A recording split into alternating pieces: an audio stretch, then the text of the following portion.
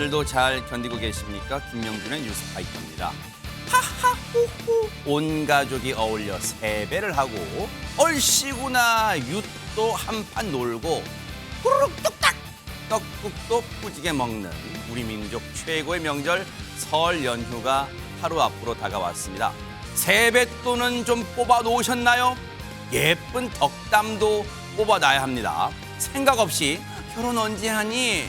애는 언제 낳니? 승진 언제 하니? 이랬다간요. 까치까치 설날이 아니라 까칠까칠 설날이 될 수 있습니다. 오랜만에 봐서 너무 좋다 하고 꼭 안아주시는 포근한 명절 보내시길 바라면서 2월 8일 목요일 김명준의 뉴스파이터 활기차게 시작해 보도록 하겠습니다.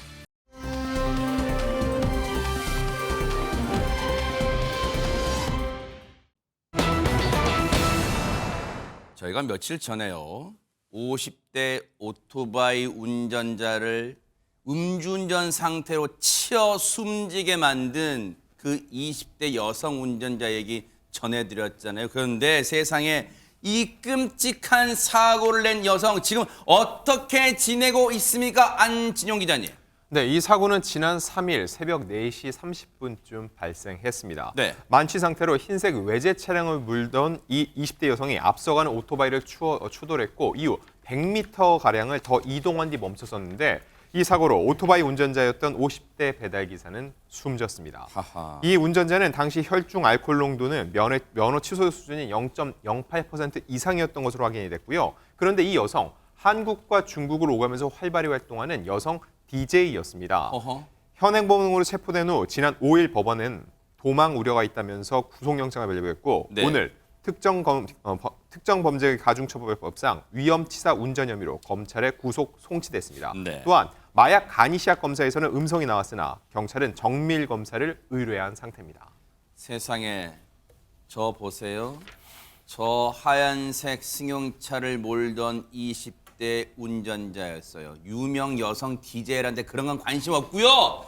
저 차가 저 정도로 훼손될 정도면 저 오토바이를 들이받은 다음에 세상에 100m가량 더 갔다는 거 아니에요. 그러면 저렇게 받은 다음에 쭉 갔다는 거 아니에요. 속도를 줄이지 않았다는 거 아니에요.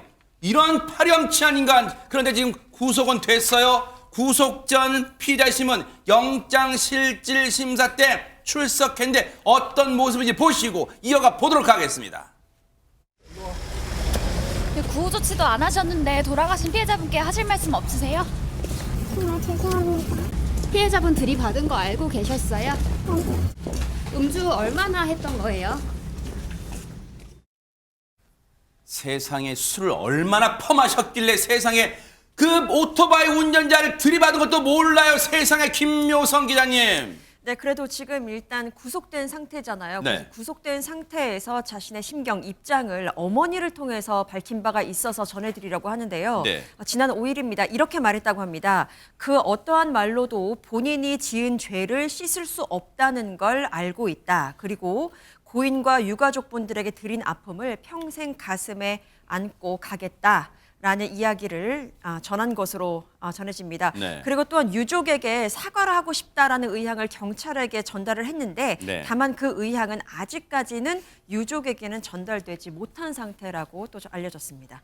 유족에게 당연히 100번, 1000번 무릎 꿇고 머리 진짜 숙이고 사죄해야죠. 그건 당연한 거예요. 그런데 허주연 변호사님, 앞서도 잠깐 그 사진도 나왔지만 사고 당시에 구호 조치는커녕 한쪽에 쪼그려 앉아서 자기 반려견 안고 있는 모습이 공개돼서 공분을 일으켰잖아요. 그렇죠. 지금 사람이 죽어가고 있는데 개를 안고 그냥 본인이 마치 피해자인 것처럼 그냥 쳐다보고 있었다, 앉아서. 이게 정말 사람들이 분노했던 지점이잖아요. 그런데 이 피해자 얘기에 따르면 많은 사람들이 차 주변으로 모여서 본인도 차에서 내렸고 이후에 강아지가 너무 짖어서 그 개를 좀 안고 있으라고 누군가 얘기를 했다는 거예요. 네. 그래서 강아지를 안았다라고 얘기를 하면서 사람의 생명을 경시하면서 강아지만을 챙기는 사람은 없을 것이다 이렇게 얘기를 했습니다. 네. 그리고 어린 시절의 가정사도 언급했는데요. 저 역시 어린 시절 아버지를 잃고 어머니와 단둘이 살아오면서 그런 슬픔과 빈자리를 잘 알고 있고 한 가정에 본인이 그런 슬픔을 드렸다는 사실에 대해서 다시 한번 사죄 말씀을 드리고 싶습니다라고 거듭 고개를 숙였습니다. 강아지가 짖었더니 하도 짖으니까 이것도 그냥 본인 말이에요. 하도 짖으니까 주변에 몰려든 사람이 그 강아지 좀 안고 있어요라고 그 말 했더니 하니까 안고 있었다는 거예요. 아니 그 강아지 안고 있을 정신이에요. 그 시간에 사고 피해자한테 달려가서 어떻게 됐는지 걱정하고 좀 구호 조치에 도움을 주고 그래야 됐던 거 아니에요, 최명기 원장님? 그러니까 이게 그 저 사진이 찍힌 그 타이밍에 따라서 좀 우리가 더 화가 날 수도 있고 약간은 이해할 수도 있는 것 같아요. 만약에 저 사진이 찍히는 타이밍이 애초에 처음부터 저런 자세로 아직 생명을 잃지 않은 피해자 옆에 있었다 그러면 진짜 이거는 천인공노할 일이고요. 네. 그러나 만약에 이미 저 사진에 보듯이 경찰이라든가 이미 그 생명을 갖다 케어해주는 분들이 전부 다 있고 네. 그분들이 옆에서 적절한 조치를 취하고 있고 네. 오히려 저 여성이 옆에 있는 게 방해가 될 뿐인 상황에서 저랬다 그러면은 네. 그거는 아주 조금이나마 이 여성의 말이 좀 현실성을 가질 수도 있는 것 같아요. 어쨌든 저렇게 쪼그려 앉아 저 상태라는 것은 뭐겠어요? 일단 자신의 몸을 가누기가 어려울 정도로 만취했다는 거 아니에요. 실제로 0.0 혈중 알코올 농도가 0.08%면요. 면허 취소 수준 이상이라는 거 0.08%가 면허 취소인데 그 이상으로 지금 검출됐다는 거 아니에요. 혈중 알코올 농도가 얼마나 마신 거 대체. 그리고 저 사과의 진정성 고지고대로 지금 믿을 수 있습니까? 허주원 변호사님. 글쎄요. 근데 옥중 사과, 특히 어머니를 통한 옥중 사과 하나만 가지고 이게 진정한 사과라고 판단하기에는 아직까지는 좀 조심스럽습니다. 네. 형량을 낮추려는 시도일 수도 있습니다. 만약에 이것이 정말로 진정한 사과로 받아들여지려면요. 네. 이 재판하는 과정 내내 이러한 진지한 반성과 성찰의 태도가 이어져야 될 거라는 생각이 들고요. 더 네. 중요한 것은요. 네. 재판부의 형식적인 반성문 내서 사과하지 마십시오. 유족에게 진정으로 사과를 하고 머리를 숙이고 어떻게든 용서받기 어렵겠지만 어떻게든 용서를 받아서 유족의 마음이 조금이라도 돌아서야지만 비로소 진정한 반성이라고 이해할 수 있을 것 같습니다. 이렇게 피의자 저 20대 여성의 사과에도 불구하고 그럼 저 사과를 듣고 이게 언론에 전해지니까 혹시 최재문 교수님 예. 혹시 네티즌들이나 여론도 그래 이 정도면 됐다 혹시 뭐 이렇게 감싸주는 분위기예요? 전혀 그렇지 않습니다. 더 싸늘해졌습니다. 저 상황가 진정성이 있습니까? 저는 개인적으로 진정성이 안 보입니다. 그냥 모면하고 가겠다는 생각밖에 없는 게 아닌가 하는 생각이 들고요. 그러다 보니까 많은 분들이 이 피해자에 대해서 안타까운 심경을 표현하고 있는 상황입니다. 더 안타까운 소식이 하나 있는데요. 네. 이 피해자는 사고 당시에 50대 남성이었는 거 알려지고 있고 이분이 홀로 아이를 키우고 있었잖아요. 그래요? 그리고요. 사고 난 당일날 분향소도 세워지지 않았어요. 빈소가. 하루가 지난 뒤에 빈소가 생겨요. 지금 저 장면이요. 사고 난 현장 인근에 임시로 만든 임시로. 분향소예요. 헬멧도 갖다 놨잖아요. 그분 이제 쓰신 헬멧이고 많은 분들이 안타까워서 저렇게 전화도 보내고 그리고 여기에 시민들이 가져온 술, 음료수, 간식도 있었어요. 이분을 추모하는 마음으로 그런 마음도 있었고 그리고 이제 누르꾼들은 이런 얘기를 해요. 새벽 시간 나에게도 충분히 일어날 수 있는 일이었다. 이런 얘기를 하고 있고요. 국민의 분노 유발하는 철없는 운전자다. 이런 비판을 하고 있고 네. 가해자 응당한 처벌 받아야 된다라고 비판도 하고 있습니다. 또 민주노총 공공운수노조의 라이더 유니온 이 노조는요. 음주운전에 대한 처벌을 강화하라고 촉구하고 있는 상황이고요. 20대 여성 운전자의 엄벌을 촉구하는 탄원서도 제출이 됐는데 이게 검찰이 제출할 예정인데 시민 1,100여 명이 참여해서 탄원서를 제출했다고 합니다. 죄값을 정말로 사죄하는 마음이 있다면요. 이번 죄값을 정말 달게 받아 형량 낮추려는 그런 꼼수 그런 것 쓰지 말고 정말 재판부가 선고한 대로 다 받고 그리고 나서 출소 혹시 이제 이 징역형이 실형이 된다면 출소한 이후에 정말로 음주운전 그러니까 술 끊으세요. 정말로 그런 음주운전을 다시는 안 한다는 게 안 해야만 그나마 고인께도 진짜 진정한 사죄가 되지 않을까 그런 생각해 봅니다. 정신 차리길 바랍니다.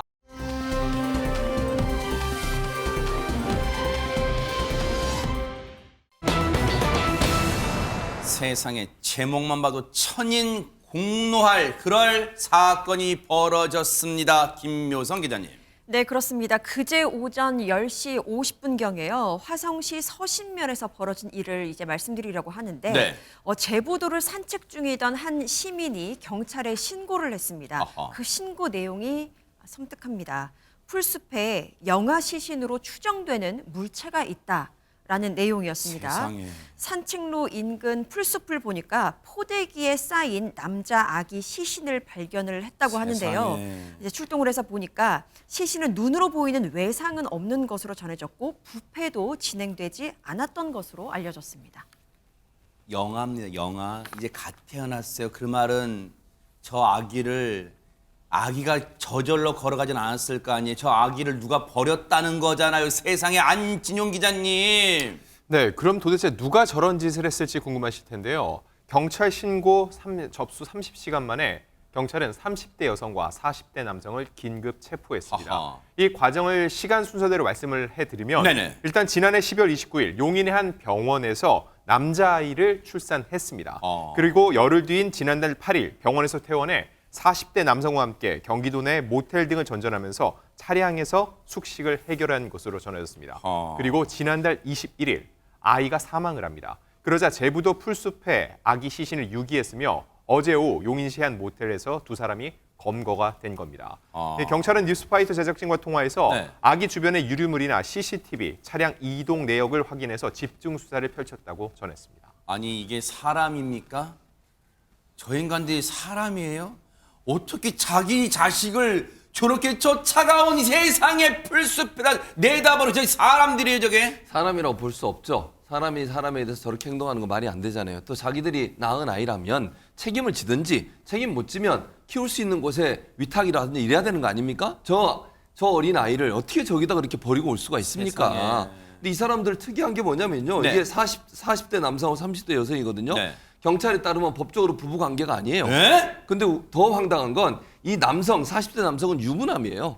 유부남이고 30대 여성은 아마 미혼인 것 같은데 대박 사건, 네. 그 둘 사이는 부부 관계는 아니고 둘 사람 사이에 낳은 아이는 맞다고 합니다. 아. 그리고 안진웅 기자가 잠깐 얘기를 했지만 네. 둘 사이에 낳은 아기는 맞지만 이 임신 전부터 일정한 주거지도 없이 두 사람이 모텔을 전전하며 생활했다는 거예요. 네. 차에서 숙식을 해결하고. 세상에. 무슨 일이 있었는지 좀 이해가 안 되는데 이런 생활을 하면서 아이를 낳고 네. 아이를 낳다 보니까 그걸 이런 방식으로 아이에게 정말 불행한 일을 안겨준 네. 그런 아주 모진 네. 부모가 돼버렸다 이런 말씀을 드릴 수밖에 없습니다. 경찰의 추적 끝에 현장에서 검거된 숙박업소에서 같이 있다가 검거된 남성은 40대인데 유부남이고 여성은 30대인데 두 사람 부부관계가 아니래요. 그 말은 최명기 원장님 두 사람 딱 봐도 불륜관계라는 건데 어떻게 그 불륜관계에서 난 아이를 그럼 버리기까지 한 거예요 지금?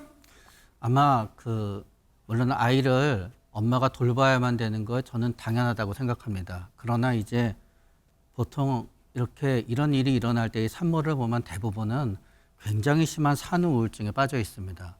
그런데 그 굉장히 심한 산후 우울증의 상태라는 게 우리가 생각하는 어떤 우울함과 슬픔의 정도를 벗어납니다. 한마디로 머리가 하얀 상태예요. 아무것도 없고. 그래서 사실은 아이를 도저히 돌볼 수 없는 상태에 돌입한 상태에서 이제 출산을 했을 겁니다. 아하. 그리고 이분들이 이렇게 이 전의 행적을 보면 아마 출산 전부터 우울증이 있었을 거예요. 그래서 아쉬움은 그거지요. 도저히 아이를 돌볼 수 없는 상태였다 그러면 차라리 이렇게 하지 말고 아이를 병원에 두고 차라리 도주를 했더라면은 아이의 생명은 구했겠죠. 병원에서는 어떻게든지 아이를 살려야 됐었거든요. 그러니까요. 그러나 또 그러지 않은 거는 본인들이 결국은 추적을 해서 네. 아이를 결국 책임지게 될 것까지 피하기 위해서 일단 병원에서 나와서 이런 끔찍한 일을 저지르게 된 거지. 네. 이 30대 여성, 어쨌든 이 여성은 이 사망한 아이의 친엄마겠죠. 이 10달 배 아파서 나왔겠죠. 그런데 보세요. 이 여성 친엄마라는 사람이 한다는 말이 트렁크 열어보니까 아기가 사망했다? 이건 무슨 말이에요? 애를 트렁크에 방치했다는 얘기예요? 이거 사람들이 얘기해?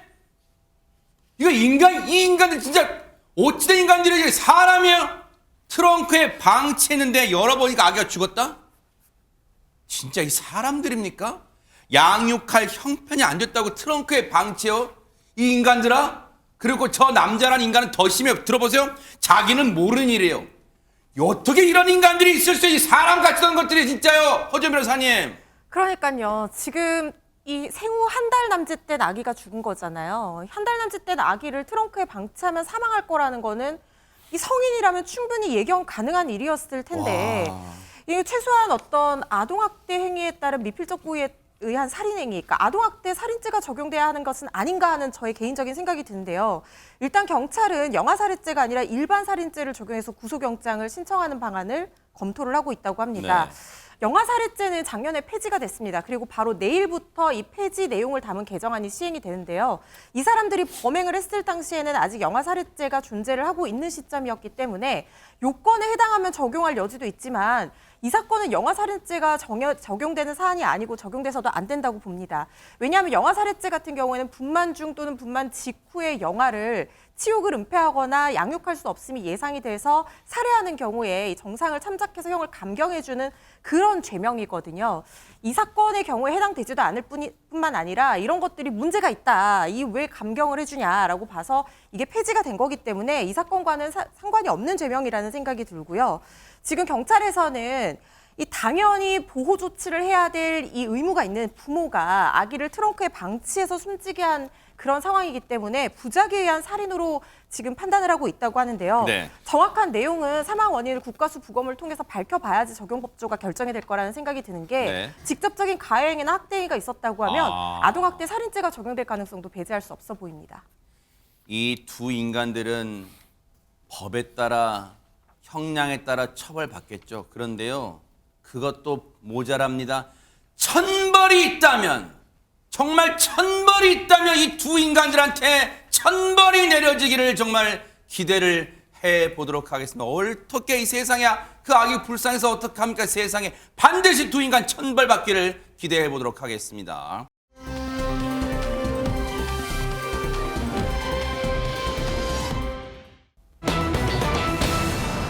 자, 분위기 바꿔볼게요. 손자를 돌본 지 8년째. 근데 이분이 우리가 정말로 누구나 알고 있는 그분이랍니다. 안진용 기자님. 네, 올해 연세 86세, 오. 데뷔 67년 차인 배우 김영옥 씨의 아하. 이야기입니다. 이 김영옥 씨가 알고 보니까는 굉장히 안타까운 자신의 사연이 있었다는 게 뒤늦게 전해진 건데 네. 일단 최근에 한 프로그램에 출연을 해서 일이 나의 전부인 것 같다. 쉬어보려고 해도 5분, 10분이면 실증나서 벌떡 일어난다.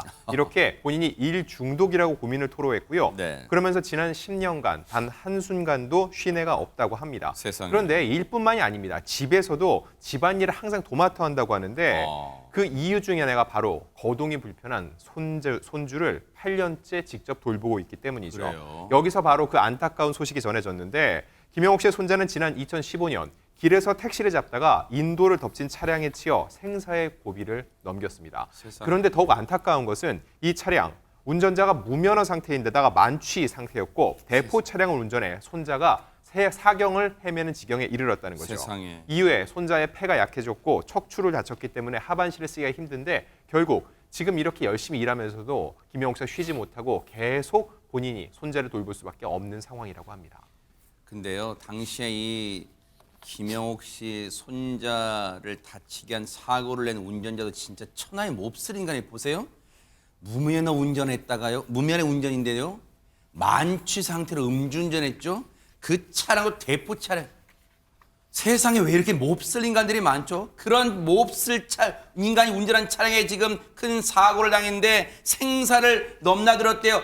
허주연 변호사 당시에 정말 부상 정도가 심했나 봐요. 정말 심했던 것 같습니다. 지금도 사고 시간이 꽤 지났는데도 불구하고 이제 휠체어를 타고 거동을 해야 되고 상당히 상태가 좋지 않은 것 그래요? 같아요. 중상을 입은 것 같습니다. 오. 그런데 정말 사고 직후에는 혼수 상태로 1년을 보냈다는 거예요. 세상에. 그 기간 동안 온 가족이 얼마나 마음을 졸이고 간병하느라 힘들었겠어요. 그나마 다행히 1년 만에 의식을 회복하고 지금 휠체어 타고 거동할 정도로 그나마 아유. 좀 괜찮아졌다고 하는데 세상에.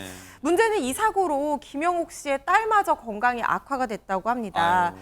아들이 이런 사고를 당했으니까 얼마나 충격을 받았겠어요. 깨어나지 못하는 아들의 손을 주무르고 몸도 닦아주고 1년 동안 간호를 하다가 그 충격과 이 간호로 힘들어서 이 딸이 쓰러지고 만 거예요. 아유. 그러니까 이 김영옥 씨 입장에서는 네. 딸까지 아프니까 정말 미칠 것 같았다는 거예요. 딸이 손자를 돌보느라 더 아플까 봐 이 손자를 김영옥 씨가 돌본다는 겁니다. 딸 건강이 우선이기 때문에 일단 딸을 대신해서 손자를 직접 돌보겠다고 나선 거고요.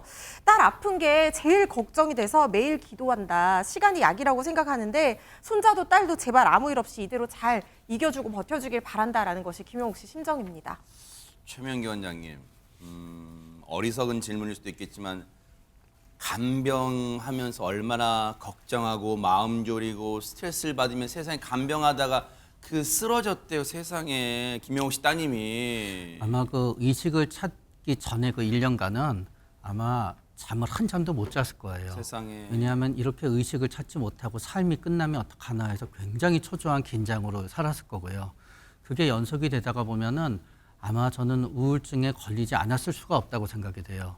근데 우울증은 우리가 우울증이라고 하니까 굉장히 자식이 이렇게 돼서 마음이 슬퍼하나만 생각하게 되지만 진짜 머리에서 발끝까지 안 아픈 데가 없어집니다. 아우 세상에. 기운은 하나도 없어지고 어머나. 더구나 밥을 먹을 수가 없고 그러다가 보면은 도저히 더 이상 버티지 못하는 상황이 오게 될 수밖에 없었다고 생각이 듭니다. 세상에.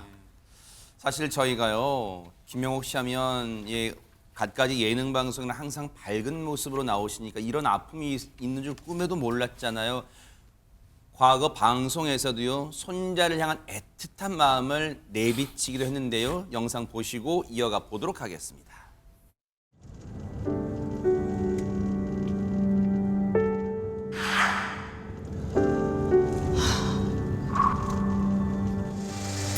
여기도 다 고쳤지. 그래, 여기는 이제 생각나? 저기 길들하게 돼 있어. 내 집 앞으로 해가지고 여기서 해프닝을 벌리는 걸 많이 했지. 아유, 어디든지 잘 왔다. 잘 왔어요. 고맙습니다. 영원이가 사실 좀 가슴 아픈 그런 일이 있었어요. 같이 다니던 그런 곳을 한번 가보고도 싶고 그래서 어떡해. 괜히 왔나 봐. 그래 언니? 아유, 답답해. 아유, 괜히 왔나 봐. 어떻게 해요?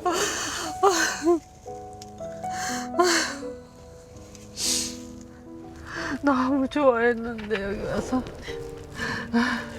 여기 다 다녔잖아. 그래 언니. 사실 저 눈물을 흘렸을 때 아마 제작진들은 당황했을지도 몰라요. 이렇게까지 손자를 사랑하는 거 그게 또 느껴졌을 수도 있어요, 진짜. 그렇죠. 본인이 아픈 손자를 계속 키우면서 느꼈을 그 감정이라고 하는 우리가 상상하기 어려울 거라고 네. 생각해요. 자기 자식보다 더 사실은요 나이가 들면 이제 어르신들이 손자 손녀를 자녀보다 더 아끼고 더 사랑하는 모습 있잖아요. 네. 부모보다 사실은 할머니 할아버님이 손자 손녀에 대한 사랑이 더 깊어요. 다 주세요. 뭐 진짜 그러니까 다 모든 베풀죠. 걸 다 네, 내려놔요. 맞아요, 진짜. 그러니까 그런 모습으로 오면 저 김영옥 씨의 우시는 모습이 이해가 돼요. 아, 그리고 이제 딸도 아프고 이러잖아요. 네. 그러다 보니까 본인이 조금 더 건강해서 오랫동안 딸과 손자를 키웠으면 좋겠다는 마음이 들지 않았을까 하는 생각도 들고 네. 건강했을 때 같이 와서 함께 저 길을 걸었던 것에 대한 회환이 드니 그분이 얼마나 가슴이 아프셨을까 이런 생각이 들어서 충분히 저는 공감이 되고요. 네. 근데 많은 분들이 사실 김영옥 씨한테 그런 얘기를 했다는 거예요. 손자를 어떻게 데리고 있냐 이런 얘기까지 하고 요즘 보면 나이 드신 분들이 손자 키우는 것에 대해서 아니 이제는 좀 말년을 좀 편안하게 사셔야지 이런 얘기 많이 하시잖아요. 근데 김영옥 씨는 그런 얘기를 하세요. 아니 손자니까 사랑을 바탕으로 하는 거 아니냐. 자기 자식이 아프면 어느 부모가 자기 손자가 아픈데 어느 부모가 그걸 모른 척하고 가만히 있을 수 있냐. 이런 얘기를 하셨다고 그래요. 그러니까 많은 사람들이 이해가 된다는 말씀을 하셨고 또 사실은 김영옥 씨는 아들이 와서 데려가겠다고 했대요. 어머님이 이제 힘드시니까 아이고, 세상에. 데려가겠다고 했는데 김영옥 씨가 못 보낸다. 어머. 내 산자 내가 키우겠다. 어머나. 맡기도 했다고 하고요. 그리고 또 뭐 가족들은 이런 얘기를 했대요. 김영옥 씨가 직접 케어해 주니까 사랑을 베풀어 주는 것이 아이한테도 어쨌든 좀 편안한 거 아니겠어요? 누가 세상에. 다른 사람이 봐주는 것보다. 그래서 뭐 제가 생각해도 김영옥 씨가 연세가 많으셔서 네. 아이를 키우는 게 그렇게 쉬운 일은 아닐 거예요. 그렇죠. 특히 아픈 아이를 네. 키우는 것은 정말 쉬운 일이 아닌데 그럼에도 불구하고 저 마음 속에 있는 저 사랑의 마음을 네. 어느 누구도 막을 수 없다. 아하. 그것이 결국은 그렇게 버틸 수 있는 또 김영옥 씨가 버텨낼 수 있는 힘이 되지 않을까 이런 생각이 듭니다. 근데 얘기 들어보니까요, 김묘선 기자님, 김영옥 씨가 방송에 나왔던 걸 후회했다 뭐 이런 얘기도 들리는데 왜 그런 거예요? 네, 처음에는 말씀하신 것처럼 방송을 나가는 것이 조금은 좀 고민이 됐었다고 합니다. 왜냐하면 괜한 나의 사적인 이야기를 하는 것 아닐까 싶기도 하셨던 것 같아요. 그런데 일단 사적인 자리에서는 다른 사람들에게 손자 다친 부분들을 계속 이야기를 나눴었고 또 사람들이 다 알고 있는 걸 굳이 숨길 필요가 있나라는 마음에 이제 방송에서 털어놓게 됐다고 하는데요. 네. 하지만 방송 출연 이후에도 조금은 후회되는 부분이 있었던 게 그래요? 혹시 가족들이 불편해하는 건 아닐까라는 걱정도 있었고 아하. 하지만 막상 당사자인 손자는 뭐 어때? 라면서 그냥 쿨한 반응을 보였다고 해요. 다만 조금 걱정이 되는 건 그러니까 김영옥 씨가 지금도 계속 활발하게 활동을 하고 계시잖아요. 네. 그러니까 형편도 되시고 내가 사정이 괜찮으니까 손자를 데리고 있는 건데 그런 부분은 잘 설명이 안 된 것 같기도 해서 그게 좀 아쉽다라는 이야기를 하기도 했습니다. 세상에 참 마음 씀씀이가 참 세심하세요. 김영옥 씨. 현역 최고령 배우이시기도 하지만 진짜 가족 사랑 대단하시잖아요. 그만큼 또 왕성한 활동도 이어가고 계시는데요. 영상 보시고 이어가 보도록 하겠습니다. 예, 지금 직면한 상태를 그렸다고 할 수 그래. 있어. 우리 이웃의 얘기야. 그냥 내 친구들의 바로 얘기. 노인으로서 아주 어쩔 수 없는 때에 직면했을 때 어떻게 대처를 할 수 있을까. 정말 가슴을 칠 거야. 네. 거기다가 네. 제일 저기한 거는 임영웅이 노래 알기의 노래를 그거는 참 내가 정말 고맙다고 얘기를 음악 감독 선택이 기가 너무 좋은 막혔어. 거야. 언제라도 그런 발자국을 내어줘요. 그렇게 편한 숨을 쉬듯이 언제든 내 곁에 쉬어가요. 어머 안진용 기자님, 김영옥 씨, 남은희 씨도 박근영 씨 이렇게 반가운 얼굴들이 보이는데 또 세 분이 영화 찍으셨나 봐요? 네, 맞습니다. 세 분의 이 평균 연령이 80대거든요. 근데 소풍이란 영화를 찍었고 그 영화가 바로 어제 개봉이 됐습니다. 아, 그래요? 네, 이런 노년의 배우들이 출연했음에도 불구하고 개봉 첫날 전체 박스 오피스 탑 5에 들 정도로 어머나! 준수한 성적을 거뒀고요. 우와! 또 하나 방금 익숙한 노래가 들렸죠. 바로 임영웅 씨의 노래입니다. 김영옥 씨가 워낙 유명한 임영웅 씨의 팬이니까 김영옥 씨의 바람으로 OST를 쓰인 게 아닌가 싶은데 절대 김영옥 씨 선을 넘지 않습니다. 본인은 작품에만 충실했는데 음악 감독이 저 노래와 작품의 이미지가 너무 잘 맞는다고 해서 추천을 들어가게 됐고 나중에 김영옥 씨 역시 그 소식을 듣고 굉장히 기뻐했다고 합니다. 이 영화 인기 있을 수 있었던 건 아무래도 배우들의 남다른 케미라고 볼 수 있는데 원래는 김영옥 씨가 출연 안 하려고 했대요. 그런데 남은희 씨가 나 언니 출연 안 하면 안 한다라고 하니까는 그럼 나도 함께 하자라고 했는데 이런 마음에 감동한 임영웅 씨 역시 자기의 노래 중 최초로 영화 OST로 쓰이는 것을 허락을 하게 됐다고 합니다. 어머나. 시청자분들 좀 어머 이번 설 연휴 때 한번 가봐야겠다, 극장에 가봐야겠다 이런 분 많으실 것 같은데요. 정말로 영화도 보시고 정말 김영옥 씨, 남은희 씨, 박근영 씨 한번 그 호흡도 한번 느껴보시기 바랍니다. 앞으로의 활동도 기대해 볼게요.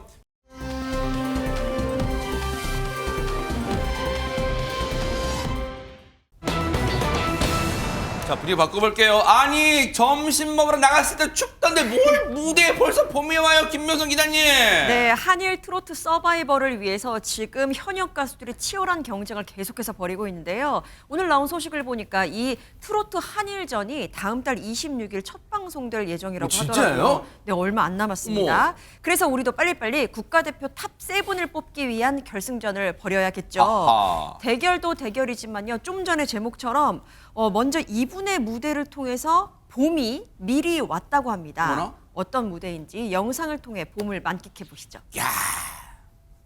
아시는 분들, 제 팬분들은 되게 잘 아는 얘기인데 제가 제주도를 되게 사랑해요. 그래서 제주도에도 살고 있기도 하고요.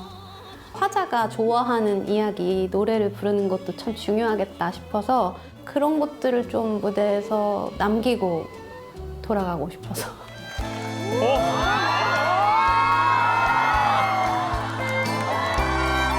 어머, 봄이 온 것 같다. 성타돌아 제주에는 돌멩이도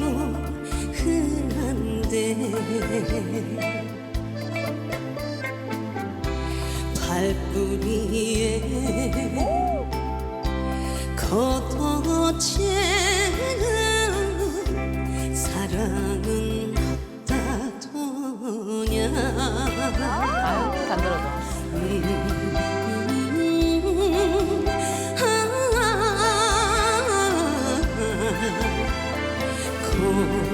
너의 구성지다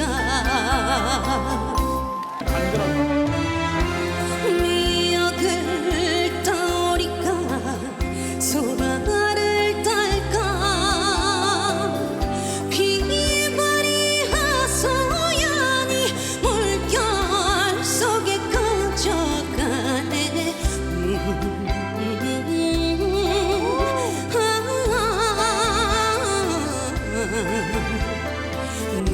물결에 꺼져가네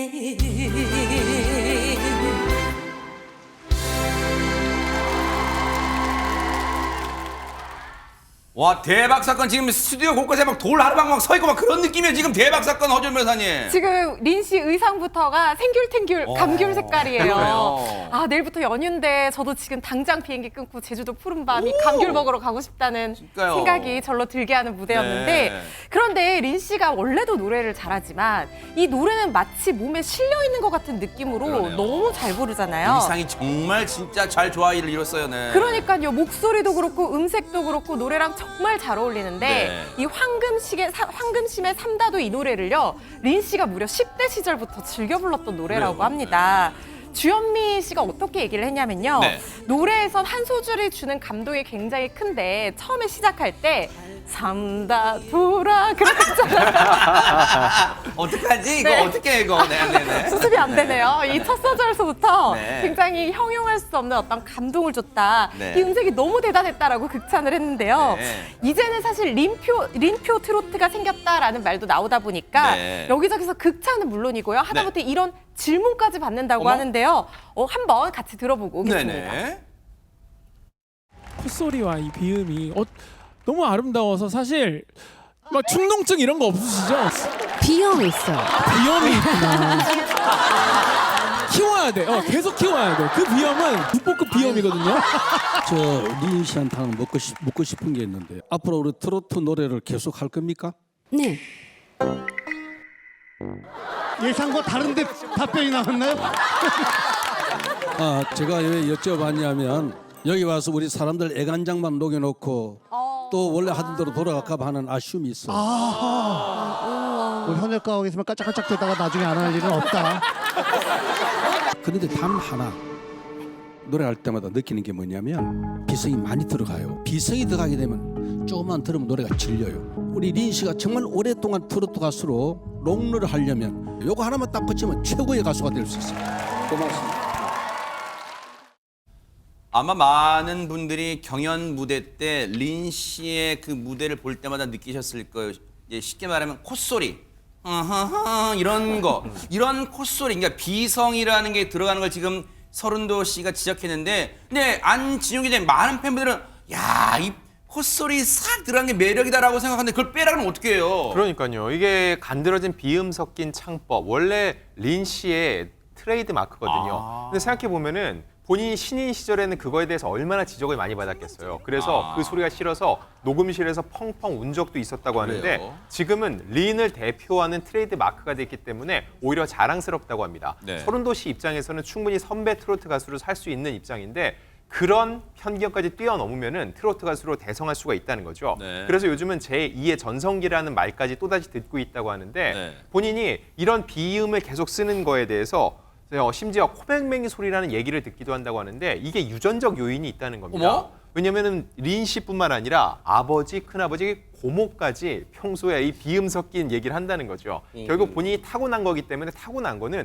극복하는 것도 중요하지만 본인이 잘 이겨내는 것도 중요하거든요. 네. 그래서 제가 비하인드 스토리 하나 말씀드리면요. 현역 가왕을 원래는 만들지 않으려고 했다고 합니다. 왜요? 왜냐면은 트로트가 너무 많이 그동안 활성화되어 있기 때문에 새롭지 않다고 생각을 했는데 그 시점에 작년에 불타는 트롯맨이 끝나고 린이 트로트를 하고 싶다고 먼저 찾아왔대요, 제작진을. 그때 트로트가 아직도 죽지 않았고 하고 싶어하는 사람이 이렇게 많으면은 한 번쯤 해볼만 하겠구나 야. 하고선 현역광을 시작했는데 린 씨가 이렇게까지 치고 올라올 줄은 제작진도 몰랐을 겁니다. 야, 린 씨 감사합니다. 네, 현역광 덕분에 또 뉴스파이터도 정말 풍성해졌어요. 그런데 앞서 대성 씨가 물어봤잖아요. 최명규 원장님, 축농증은 있어야 했더니 비염은 있어야 하는데 비염이 있으면 이런 콧소리, 콧노래가 좀 잘 나오나요? 어떻습니까? 그 비염은 대체적으로 노래 부르는데 별로 유리할 건 없습니다. 아, 그래요? 왜냐하면 일단 노래는 호흡이 길어야 되는데요. 네. 비염이 심하다는 거는 아무래도 호흡이 길기가 어렵고요. 그런 다음에 비염이 심하면 계속 뒤로 콧물이 넘어가게 되는데 어머나. 그게 이제 목에서 일종의 발성을 방해하는 가래가 되게 됩니다. 그리고 상식적으로도 비염은 코에 공기가 통해야 나오게 되는데 네. 그게 없게 되면은 더욱더 조절이 어려운 것 같아요. 그래서 네. 코 전체 코 안에 어떤 막히냐 안 막히냐보다는 구강의 네. 구조 자체가 숨을 쉴 때 코를 갖다 코와 입을 갖다 어느 정도 사용하냐에서 아하. 코를 좀 많이 사용하게 되는 거죠. 그렇군요. 이제. 네.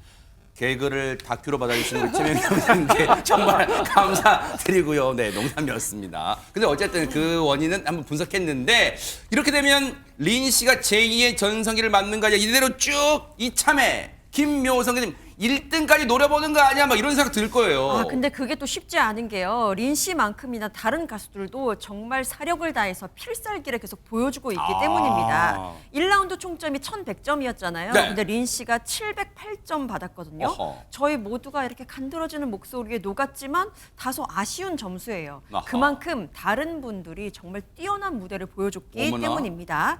이번에 보실 분은요. 린 못지않게 그야말로 인기 상승세입니다. 네. 노래 퍼포먼스 실력 그리고 예능감까지 와 이쯤 되면 원석 중에 원석이다라는 평가를 받고 있는 분이 등장했습니다. 어허. 어떤 분인지 영상으로 확인해 보시죠. 네.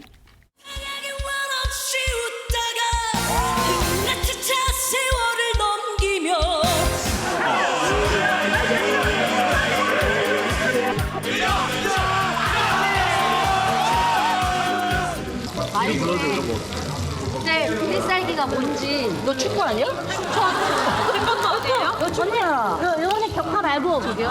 축구공은 축구. 그래도 우리 진이의 최고의 무기는 시원한 사이다 같은 그런 보컬 아니에요? 최고긴 하죠. 사이다 보이스로 운전해서 제가 불러버리겠습니다.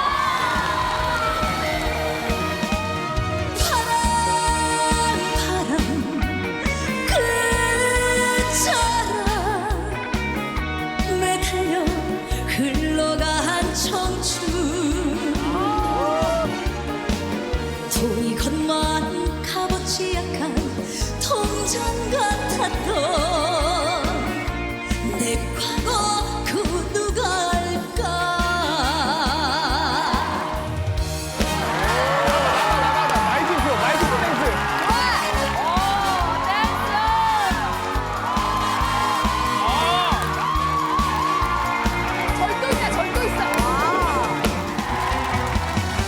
눈물방울 삼키며 오늘을 위하여 추억 밟고 나 여기 왔다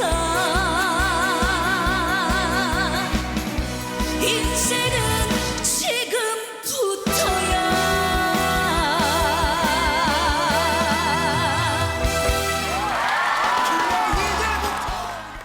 야, 고구마 10개 먹어도 거뜬할 정도로 사이다 같은 노래였어요. 진짜 대박 그러니까요. 사건. 청량음료 마신 것 같죠. 어허. 정말 시원하잖아요. 네. 한마디로 그런 느낌인데 그러다 보니까 현역 가수 중에서도요 마이진 씨가 팬덤을 양성하면서 엄청난 인기를 좀 돌풍을 일으키고 있어요. 그래요? 네. 그 정도로 인기가 올라가고 있는데 아까 보신 것처럼 축구도 잘하고 태권도도 잘하고 못하는 게 뭐 없으니까. 재주가 정말 많은 네네. 그런 가수인데 네. 그러다 박현빈 씨가 뭐라고 얘기한 줄 아세요? 한일전 무조건 가야 된다 마이진 씨가. 야. 만약 축구로 비교하면 네. 박지성 선수 같다 이런 어머나?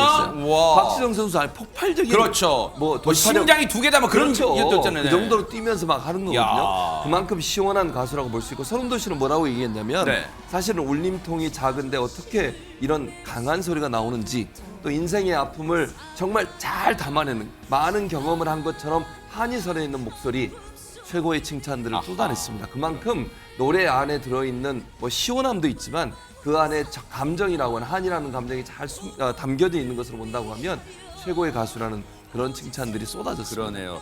물론 탑 탑10에 오른 분들 모두가 한 분 한 분 다 그러시겠지만 진짜 그 중에서도 안진용 기자님, 이 마이진 씨는 정말 아마 이번 현역 가왕 통해서 새롭게 알게 되신 분들은 많으실 거예요. 네, 새로운 발견을 넘어 저는 최고의 발견이 아닌가 싶은데 현역 가왕 1회 첫 번째 무대가 바로 마이진이었습니다. 그때 자체 평가전이어서 자기가 자발적으로 손들고 무대를 꾸미는 거였는데 1번으로 나와서 송판 격파 후에 부른 노래가 돌팔매였는데 정말 무대를 향해 돌팔매질하는 느낌이거든요. 근데 이분 네. 방금 보신 것처럼 아직까지도 역량이 꺾이지 않았습니다. 아하. 총점 1100점 중에서 855점이라는 와. 고득점에 성공을 했는데 문제는 안심할 수 없습니다. 왜요? 아직 쟁쟁한 가수들이 많이 남아있기 어머나. 때문인데 특히 현역광을 빛내고 있는 또 다른 이들, 바로 무서운 10대들입니다. 아하. 황금 막내가 등장하는데 누군지 감이 오시나요? 아니요. 감이 안 오신다면 아하. 영상으로 직접 확인해 보시죠. 네네. 필살기는 국악 트롯인데요. 4살 때부터 국악을 해왔었는데 또 저의 바탕이고 그리고 제가 처음부터 해왔던 거니까 그 후에 변성기도 겪고 나이도 먹고 하면서 이제 조금 성숙해진 목소리로 여러분께 들려드리고 싶습니다. 힘겨운 세월을 버티고 보니 오늘 같은 날도 있구나. 그 서름 어찌다 말할까. 이리 오게 고생 많았네. 70년 세월 그까짓 게 무슨 대수요. 함께 산 건 5천년인데 잊어버리자.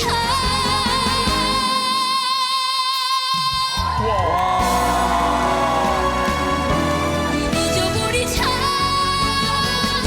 다 용서하자. 우린 함께 살아야 한다. 여보게 친구여, 붓을 하나 줄 수 있겠나. 붓을 하나 줄 수 오, 악기 같아.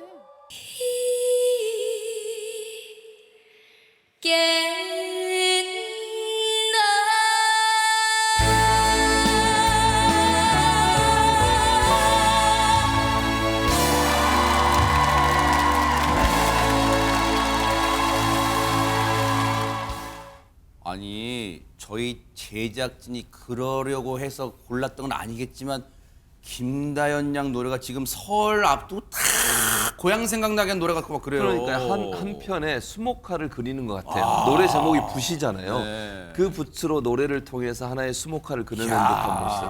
그래서 사람들 뒤에 이제 화면도 수목화잖아요. 그러네요. 저렇게. 근데 김다현 양이 15살이거든요. 그러니까 4살부터 이제 본인도 얘기했지만 이제 국악을 했었잖아요. 그 바탕에서 목소리가 발전이 되어 왔는데 저는 매번 이렇게 성숙해 가는 것 같아요. 저는 그런 느낌이 드는데 노래도 그렇고 오늘 뭐 시원하게 창법도 많이 개발한 것 같고 성숙해진 목소리를 들려주려고 했다고 했는데 그게 그대로 실현된 것 같아서 너무 보기 좋았다는 말씀을 드리고요.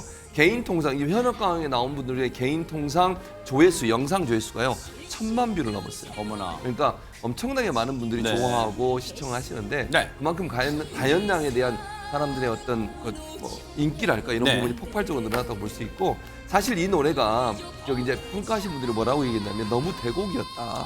그리고 또 하나는 70년 세월 산 분의 노래라 어려운 부분이 있었을 것이라고 얘기하면서 약간의 아쉬움을 표했어요. 네. 최선을 다했지만 안타깝게도 1100점 중에 754점을 받아서 아쉬움을 그래도 잘 받았어요, 그럼요. 진짜. 네. 그건 나쁜 점수는 아닌 것 같습니다. 네. 자, 곧 다가올 이제 다음 달입니다. 한 달 남짓 앞으로 다가온 한일 트로트 대전을 위해서 정말 한 무대 혼신의 힘을 다하고 있는 탑10 여러분들은 앞으로 열심히 응원하면서 또 기대를 해보도록 하겠습니다. 대한민국 파이팅! 트로트 파이팅입니다.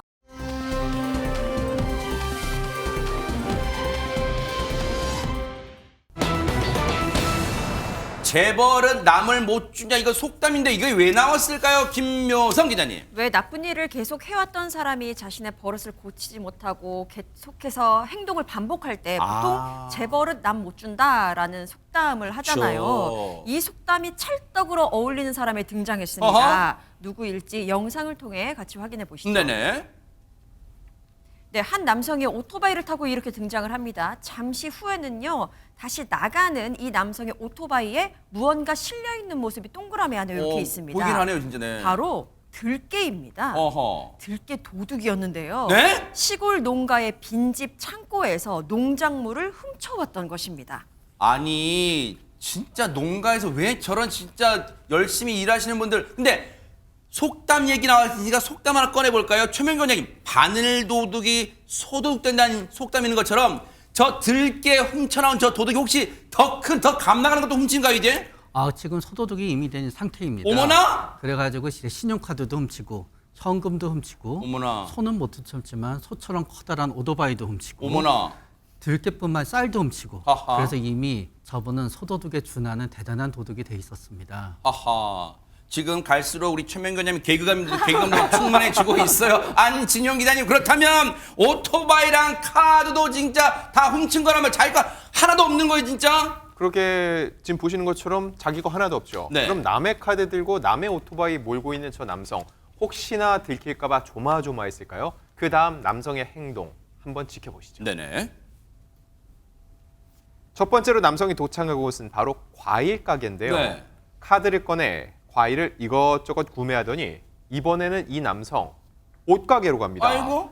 꼼꼼히 살펴보고 입어보기도 하면서 마음껏 쇼핑을 즐기는 모습이죠. 여유가 하하. 느껴집니다. 네. 옷 쇼핑을 끝내고는 이번에는 금은방에 들릅니다. 반지를 껴보고 물건을 고르는 등 훔친 카드로 정말 신나게 쇼핑을 하고 있습니다. 아주 자기 카드 아니라고 그냥 신나게 긁어대는데 근데 저렇게 왜냐면 벌벌 떤 게 아니라 그냥 태연하게 한다는 것은 저런 범죄가 한두 번이 아니었다고 생각해 볼 수 있지 않을까요, 허지연 변호사님? 한두 번 아닌 수준이 아니에요. 완전 몸에 밴드 자연스럽잖아요. 재벌은 남 못 준다는 그 말이 딱 맞는 게요. 이 사람 무려 전과 24범입니다. 뭐라고요? 전과 24범이에요. 어머. 그리고 절도 관련 동정전과만 16범인 상태였는데 심지어 직전에 절도죄로 3년 6개월을 복역하고 난 뒤에 이 불과 지난해 12월 얼마 안 됐어요. 얼마 전에 출소를 했는데 또 이런 방식으로 똑같은 범죄를 저질러 온 거예요. 일단 오토바이를 원래 자기가 하던 수법대로 훔쳤어요. 훔쳐서 청주시와 보은군을 왔다 갔다 하면서 농작물도 훔치고 카드도 훔치고 현금도 훔쳐서 저렇게 카드를 마치 자기 카드인 것처럼 정말 신나게 사용을 했다는 거고요. 아하. 그리고 이 사람이 시골 농가 특성을 굉장히 잘 파악하고 있는 사람이에요. 겨울에 이 고령의 시골 농가 주민들은 마을에 관에 모여서 같이 얘기도 하고 시간을 좀 보내잖아요.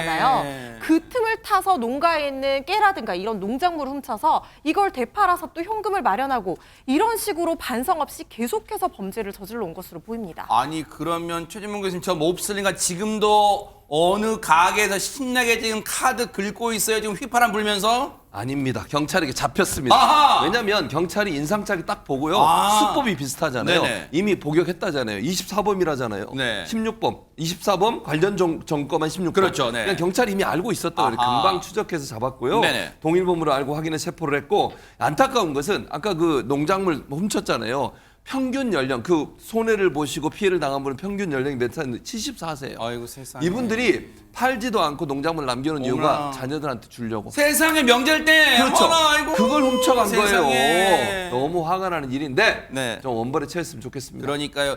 진짜 이 교도소를 갔다 와도 개과천선 안 되는 인간이 너무너무 많아서 분통 터집니다.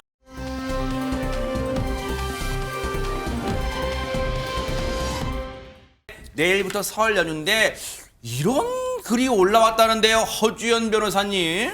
요즘에 그 집콕 알바로 굉장히 유명한 아르바이트도 있는데 네. 또 하나의 이색 알바를 제가 발견을 했습니다. 어허. 중고거래 애플리케이션에 올라온 글인데요. 네. 집 일 도우시면 됩니다라는 제목이에요. 네. 그런데 구인글인데 집에 찾아가서 명절 상차림을 돕는 집안일 아르바이트 할 사람을 구한다는 구인글입니다.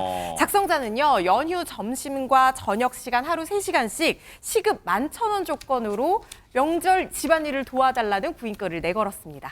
시급 11,000원을 조건으로 해줬다. 근데 이거 설마 허준 변호사님 아직 뭐 결혼 안 해보셔서 그런 이 압박은 없겠지만 혹시 이거 설마 며느리분들이 전 부치기 싫어서 올린 거 아니에요 이거? 전부치기 싫은 건 아니고요. 물론 그랬을 수도 있어요. 제가 내심의 마음까지는 모르겠습니다만은 이 며느리 분의 공식적인 이유는 허리병이 심해져서 명절에 전부칠 일이 많은데 음식하기가 좀 힘들어서 도와줄 사람을 구한다는 내용이었어요. 그러면서 아무래도 이제 음식이니까 주부가 오면 더 좋지만 주부가 아니어도 요리할 줄 알면 누구든 상관없다라면서 굳이 끌어올린 건데 제가 요리는 못해도 저는 진짜 잘 부치거든요. 제가 이 집 가서 아르바이트 하고 싶네요. 어머 진짜예요? 근데 얘기 들어보니까 김묘성 기자님 꼭 나쁘게만 볼 게 아니라 이색 알바 같다는 생각도 들어요. 네, 그렇습니다. 그런데요, 이 명절 이색 알바가 여기서 끝이 아닙니다. 어머나. 전집. 그러니까 진짜 전집 알바가 등장을 어머, 했습니다. 그래요? 연휴 직전인 오전 9시부터 오후 7시까지 정말 하루 종일 저만 묻히는 거예요. 진짜예요? 어머. 근데 또 전집이다 보니까 돈을 받고 파는 거잖아요. 그래서 그냥 아무나 오시면 안 되고 요식업 전집 경력 있으신 분 지원 바란다 이렇게 떴더라고요. 네. 보니까 전집 아르바이트 시급이 13,000원입니다.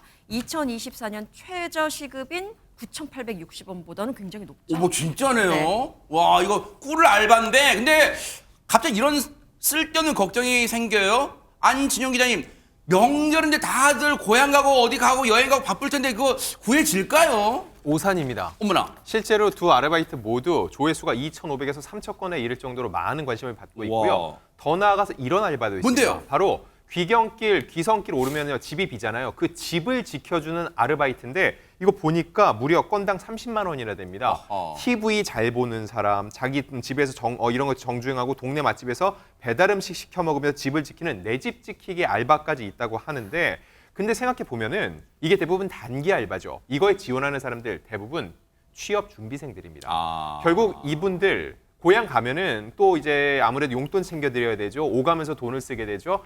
또 이런 여러 가지 아직 직장 못 구했냐 얘기 듣게 되는데 그럴 바에는 그냥 여기서 일하는 게 낫다는 생각을 하는 사람도 있다는 거고요. 더 나아가서 현실적으로 이 시기에는 아무래도 시급이 높기 때문에 단기 알바를 통해서 생활비를 벌겠다고 생각을 하는 이런 학생들도 적지 않다는 겁니다. 네. 이번 설에 전화했는데 너 어디니? 전집이요. 아 집에 있구나. 아니요 전집이요. 전집에 있다가 아니라 전집이라고 이런 분이 있으면 꼭 응원해 주시기 바랍니다. 설 명절 잘 보내시게요.